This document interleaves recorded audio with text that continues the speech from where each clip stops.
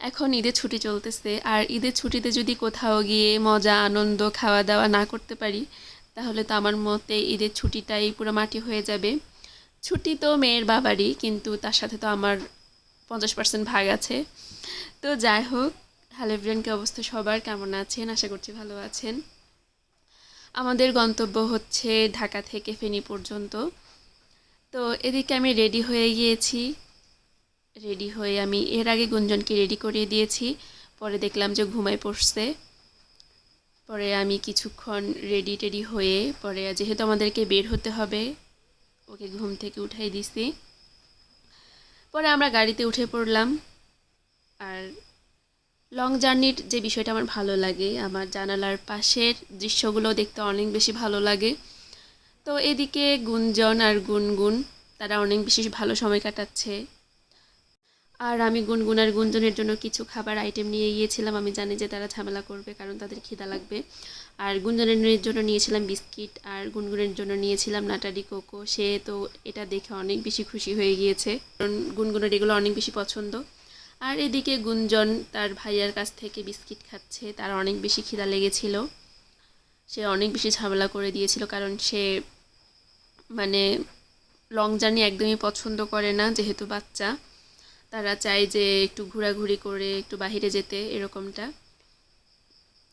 আর আমার এই জার্নিটা একদমই আমার ভালো লাগে নাই, কারণ আমার পাশে দুইটা মুরব্বি ছিল। আমি আমার ইচ্ছা মতো কিছু করতে পারি নাই, কারণ লং জার্নিতে যদি নিজের মতো না থাকা যায় ভালো লাগে না। তো যেহেতু বড়রা ছিল, আমাকে চুপচাপ বসে থাকতে হয়েছে। আর এদিকে গুঞ্জন ঝামেলা করতেছিল, তাকে নিয়ে আমার একটা প্যারা। সে একবার আমার কোলে, একবার ভাইয়ার কোলে, একবার তার দাদুর কোলে, এরকম ঝামেলা করতেছিল। আর এই যে এদিকে গুনগুন কার্টুন দেখতেছিল।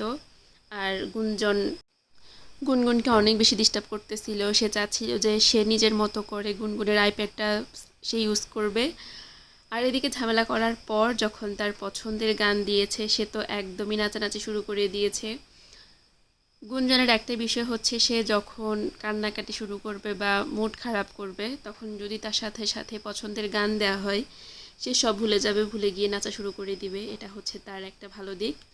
আর যেহেতু লং জার্নি, অবশ্যই বাচ্চারা ঝামেলা করবে, কান্নাকাটি করবে, এটা মেনে নিতেই হবে, কিছু করার নাই।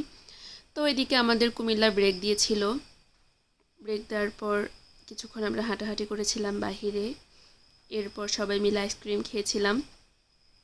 আর ওই দিন প্রচণ্ড গরম ছিল, এত পরিমাণ গরম ছিল যে আমরা আইসক্রিম খেতে বাধ্য হয়েছি।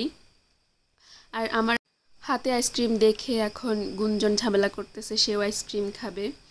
আর তাকে আমি না দিতে চাইলেও তাকে দিতেই হয়। আর আমি চাই না যে ওকে এসব জিনিস দিতে, কিন্তু আসলে বাধ্য হয়ে দিতে হয়, তো কিছু করার নাই।